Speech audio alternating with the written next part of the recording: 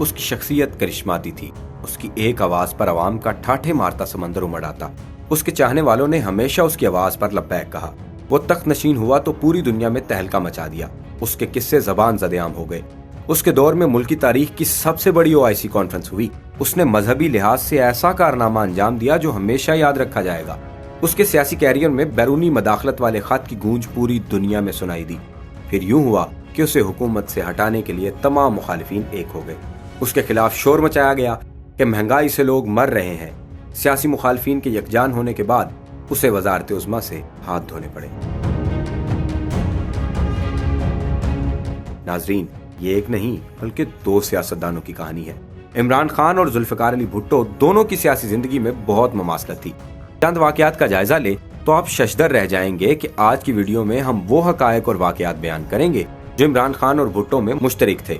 ناظرین، ذوالفقار علی بھٹو نے اپنا سیاسی کیریئر کسی دوسری جماعت میں نہیں بنایا تھا، بلکہ انہوں نے اپنی جماعت پیپلز پارٹی کی بنیاد رکھی تھی، اور پھر دیکھتے ہی دیکھتے پیپلز پارٹی ملک کی سب سے بڑی جماعت بن گئی۔ اسی طرح عمران خان نے بھی کسی دوسری سیاسی پارٹی میں شمولیت اختیار نہیں کی، اپنی الگ پارٹی پاکستان تحریک انصاف کی بنیاد رکھی، اور 22 سال کی جدوجہد کے بعد بالآخر حکومت بنانے میں کامیاب ہو گئے۔ یہ بھی محض اتفاق ہی سمجھیے کہ دونوں رہنماؤں نے اپنی جماعتوں کی بنیاد لاہور میں رکھی۔ ذوالفقار علی بھٹو کو بھی بالکل عمران خان کی طرح حکومت سنبھالنے کے محض 3.5 سال بعد ہی اپوزیشن کی مشترکہ مخالفت کا سامنا کرنا پڑا۔ اپوزیشن نے مل کر پاکستان نیشنل الائنس کی صورت میں اتحاد بنا لیا۔ بھٹو کے خلاف یہ تحریک ملک کی 9 مختلف سیاسی جماعتوں کے اس اتحاد نے منظم کی جسے عرف عام میں 9 ستارے بھی کہا جاتا تھا۔ PNA کے اس اتحاد میں مولانا فضل الرحمان کے والد مفتی محمود کی جمعیت علماء اسلام، ابو العلا مودودی کی جماعت اسلامی، مولانا شاہ احمد نورانی کی جمعیت علماء پاکستان، اختر مینگل کے والد عطا اللہ مینگل کی بلوچستان نیشنل پارٹی، عبد القیوم خان کی مسلم لیگ قیوم، اور پیر پگاڑا اور گرینڈ ڈیموکریٹک الائنس کے سید صبغت اللہ پیر پگاڑا کے والد مردان شاہ کی مسلم لیگ فنکشنل، نوابزادہ نصر اللہ خان کی پاکستان ڈیموکریٹک پارٹی اور اصغر خان کی تحریک استقلال شامل تھیں۔ جیسے عمران خان کے خلاف ہر نظریے کے حامل تمام جماعتیں مختلف سیاسی اہداف اور مقاصد رکھنے کے باوجود ایک ہو گئی تھیں، بالکل اسی طرح PNA کی تشکیل بھی صرف اور صرف ذوالفقار علی بھٹو کے خلاف ہوئی تھی، اور سب جماعتیں ایک ہی نقطے پر متحد دکھائی دیتی تھی کہ جس قیمت پر بھی ہو ذوالفقار علی بھٹو کو اقتدار سے ہٹا دیا جائے۔ سیاسی مماثلت کے طور پر عمران خان اور بھٹو کے دور میں ایک قدرے مشترک اسلامی ممالک کی کانفرنس بھی تھی۔ 22 مارچ 2022 کو دنیا بھر کے 57 اسلامی ممالک کی تنظیم OIC کے وزرائے خارجہ کا اجلاس اسلام آباد میں عمران خان کی سربراہی میں منعقد ہوا تھا۔ بالکل اسی طرح 22 فروری 1974 کو اسی تنظیم OIC کے سربراہ اجلاس لاہور میں اس وقت منعقد ہوا تھا جب ذوالفقار علی بھٹو وزیر اعظم تھے۔ اس وقت ذوالفقار علی بھٹو کی مقبولیت عروج پر تھی۔ ذوالفقار علی بھٹو تمام مسلم ممالک کو یکجان کرنا چاہتے تھے۔ وہ چاہتے تھے ایک الگ سے بلاک ہو جہاں وہ اپنی مرضی سے فیصلے کریں۔ اسی طرح عمران خان بھی یہی کوشش رہی کہ دنیا بھر کے مسلمان ایک دوسرے کے ساتھ ہاتھ ملا لیں۔ ناظرین، اگر مذہبی لحاظ سے ہی دیکھا جائے تو ذوالفقار علی بھٹو اور عمران خان میں ایک اور چیز مشترک، دونوں نے مذہبی لحاظ سے ایسا فریضہ سر انجام دیا جسے لوگوں کی طرف سے بھرپور پذیرائی ملی۔ ذوالفقار علی بھٹو نے 1974 میں احمدیوں کو غیر مسلم قرار دیا تھا۔ بھٹو کا یہ ایسا کارنامہ ہے جو ہمیشہ یاد رکھا جائے گا۔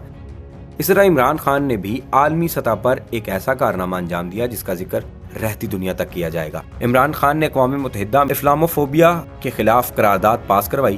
عمران خان کی کوششوں کے بعد اقوام متحدہ نے فیصلہ کیا کہ ہر سال 15 مارچ کا دن دنیا بھر میں اسلاموفوبیا کے خلاف منایا جائے گا۔ ناظرین، جیسے آج عمران خان نے خط کا حوالہ دے کر سیاسی صورتحال کو عالمی سازش قرار دیا، ذوالفقار علی بھٹو کے بعض حامی اور پیپلز پارٹی کے بہت سے رہنما بھی حکومت کے خلاف حزب اختلاف کے گٹھ جوڑ کو اندرونی معاملہ نہیں سمجھتے تھے۔ عمران خان نے مغربی طاقت کو اپنے اقتدار کے خلاف سازش کا ذمہ دار ٹھہرایا۔ بالکل ویسے ہی پیپلز پارٹی نے ذوالفقار علی بھٹو کی معزولی کا ذمہ دار امریکہ کو قرار دیا تھا۔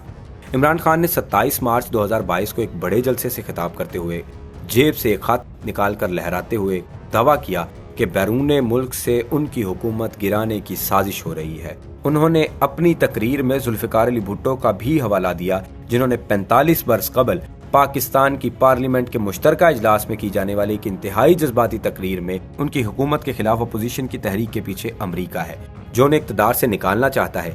عمران خان کا کہنا تھا کہ ذوالفقار علی بھٹو نے جب ملک کو آزاد خارجہ پالیسی دینے کی کوشش کی تو ان کے خلاف تحریک چلائی گئی، اور آج جیسے حالات بنا دیے گئے اور ان حالات کی وجہ سے ذوالفقار علی بھٹو کو پھانسی دی گئی، जुल्फिकार अली भुट्टो ने कहा था कि ये एक बहुत बड़ी आलमी साजिश है, इससे अमेरिका की माली मदद हासिल है ताकि मेरे सियासी हरीफों के जरिए मुझे निकाल दिया जाए। जैसे अमेरिका ने इमरान खान के खिलाफ अदम एतमाद से लाताल्लुकी का इजहार बाकायदा अपने तर्जुमान नीड प्राइस के जरिए किया, बिल्कुल ऐसे उस वक्त भी अमेरिका ने जुल्फिकार अली भुट्टो के किरदार से माजूली में अपने किसी भी किरदार की खुलकर नफी की थी और इस मामले में किसी भी तरह की मुलव्विस होने से वाज़े इनकार किया था। नाजरीन, इमरान खान और जुल्फिकार अली भुट्टो में मुमासलत देखकर लगता है कि तारीख अपने आप को दोहरा रही है या कम अज कम नए रूप में पुराने दर्शन करा रही है। उम्मीद है आपको वीडियो पसंद आई होगी। इसी तरह की मजीद दिलचस्प वीडियो देखने के लिए हमारा चैनल सब्सक्राइब करें और बेल आइकन को प्रेस कर दें ताकि हमारी आने वाली हर नई वीडियो आप तक